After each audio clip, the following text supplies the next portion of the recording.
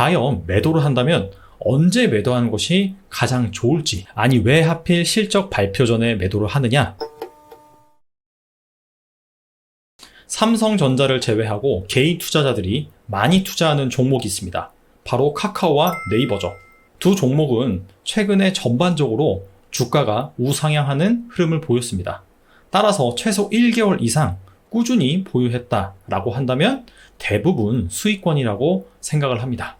그런데 최근 전 세계적으로 증시 고점 논란이 일면서 특히나 많이 오른 기술주를 중심으로 차익 실현 매물이 쏟아져 나오고 있는데요. 이렇게 시장이 불안한데 어느 정도 수익을 낸 카카오와 네이버, 과연 매도를 한다면 언제 매도하는 것이 가장 좋을지, 베스트 매도 타이밍에 대해서 크게 이벤트, 밸류에이션, 장기 투자 관점에서 알아보도록 하겠습니다. 첫 번째는요, 이벤트 관점에서 실적 발표 전에 매도하는 방법이 있습니다. 아니 왜 하필 실적 발표 전에 매도를 하느냐? 카카오나 네이버처럼 대형주 그리고 시장에 관심을 많이 받는 종목 같은 경우엔 실적이 잘 나올지 못 나올지 시장에서 어느 정도 예측을 하고 있습니다. 그래서 6월 말부터 7월 초까지 카카오와 네이버의 주가가 양호한 흐름을 보였잖아요. 그 얘기인즉 카카오와 네이버의 실적이 잘 나올 것으로 예상을 하고 투자자들이 서둘러서 매수를 한 것이죠. 그런데 이런 종목 같은 경우엔 실제 실적이 발표되면 그동안 사서 평가 차익을 낸 투자자들이 팔고 떠날 수가 있습니다. 바로 재료 소멸이라고 하죠. 실제로 삼성전자 같은 경우에도 실적 발표 전에 전반적으로 주가가 좋았다가 막상 어닝 서프라이즈를 발표하니까 차익 실현 매물이 쏟아지면서 주가가 조정을 받았습니다. 그래서 실제로 이와 관련된 통계를 살펴보면 보시는 이 그래프는 실적 호조 종목의 실적 발표 전후 주가 상승률을 나타내는 부분입니다. 실적 호조의 기준은 무엇이냐? 전년 동기 대비 영업이익이 증가를 했고요. 그리고 영업이익이 증권가의 예상치와 같거나 더 큰 그 경우를 말합니다. 그리고 이 통계의 대상이 되는 종목은 코스피 200 종목에 한정이 되어 있습니다. 그 이유는 코스피 200 종목은 대부분 증권사의 예상치가 나오고 있고요. 기관 투자자들이 많이 매매하는 종목이기 때문에 어느 정도 실적이 잘 나올지 안 나올지 그것을 알고 실적이 잘 나올 것으로 예상이 된다면 기관 투자자가 먼저 사서 주가가 실적을 선반영할 수 있다는 논리죠. 그리고 참고로 최근 4개 분기 결과를 평균한 값이라고 보시면 됩니다. 그래서 실적 호조 종목의 실적 발표 전 7일 주가 상승률은 보시다시피 2.4%고요. 하지만은 실적 발표 후 일주일간 주가 상승률은 0.8%에 불과합니다.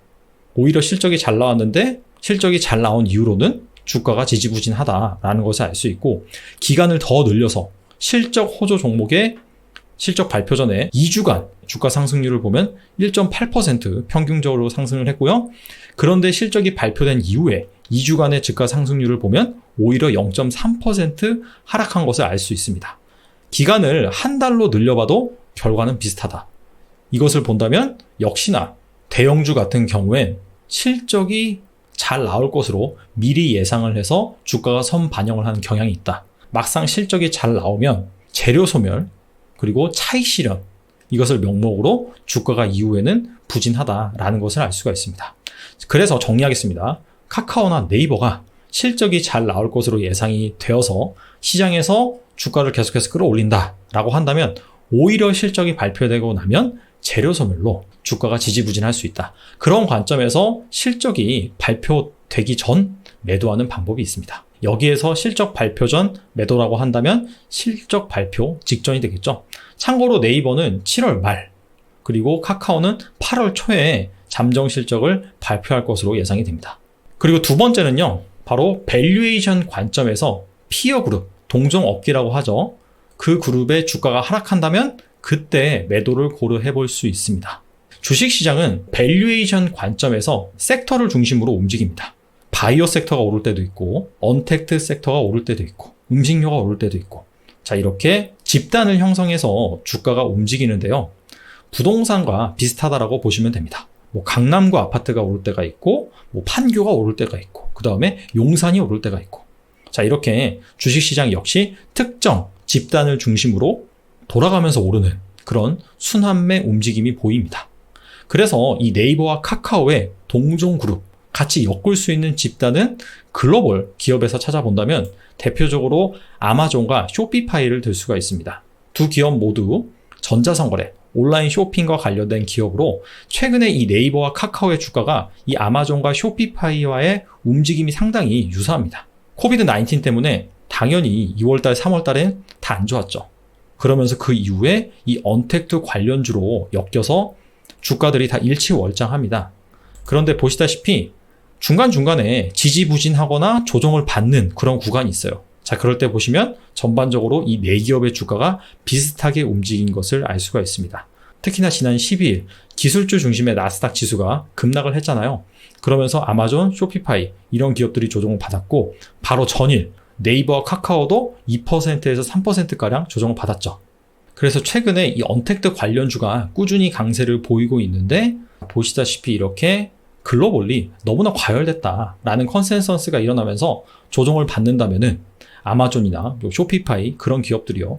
우리나라 기업들이 약간 해외 기업을 따라가는 경향이 있거든요.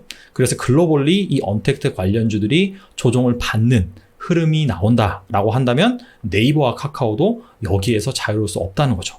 그래서 이때가 또 매도 타이밍이 될 수가 있습니다. 마지막 세 번째는요. 장기 투자 관점에서 투자 아이디어가 훼손된다면 그때 매도를 고려해 볼 수가 있습니다. 카카오의 투자 아이디어를 간단하게 짚어보면 본업은 잘 성장을 하고 있고요.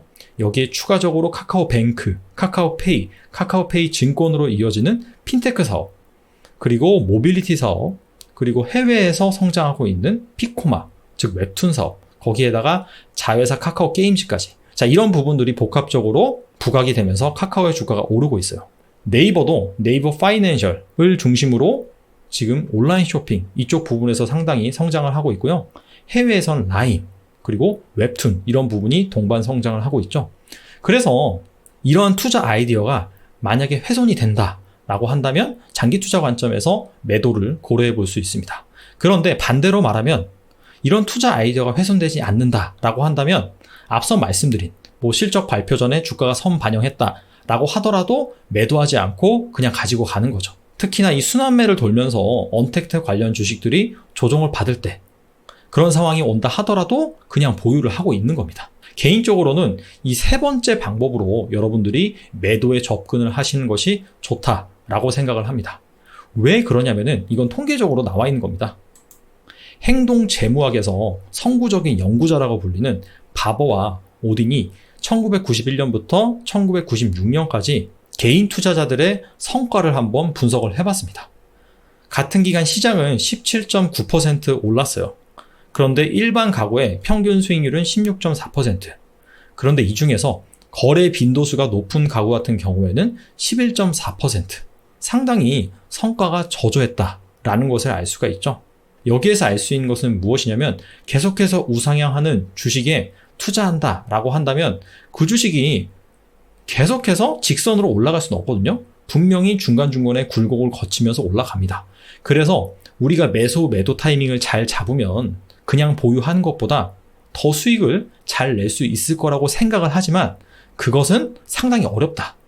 일반적으로는 그냥 샀다 팔았다 하는 것보단 꾸준히 보유하고 있는 게 오히려 장기적으로 봤을 때는 수익률 관점에서 좋다.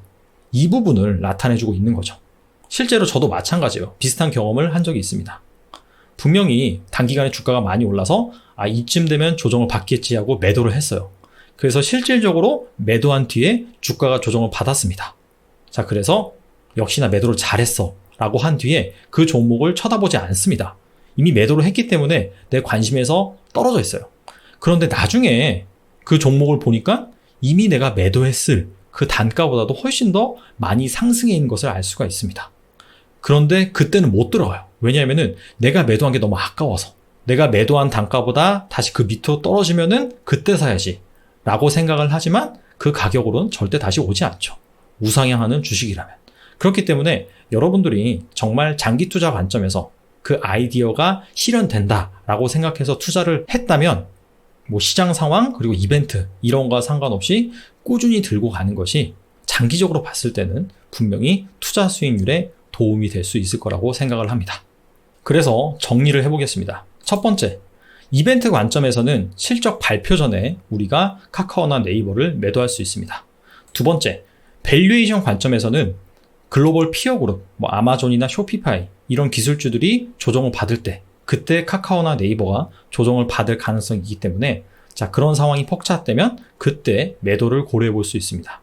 세 번째, 장기 투자 관점에서 우리가 카카오나 네이버를 주목하는 이유가 있잖아요. 그런데 그 투자 아이디어가 만약에 크게 훼손됐어요. 그렇다면은 그때 매도를 고려해 볼 수 있습니다.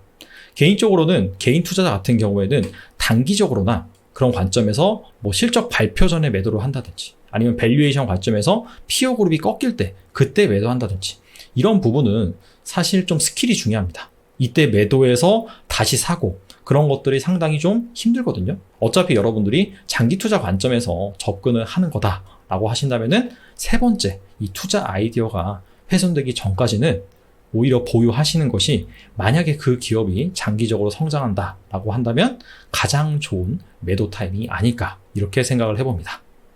오늘은 여기까지 진행하겠습니다. 감사합니다.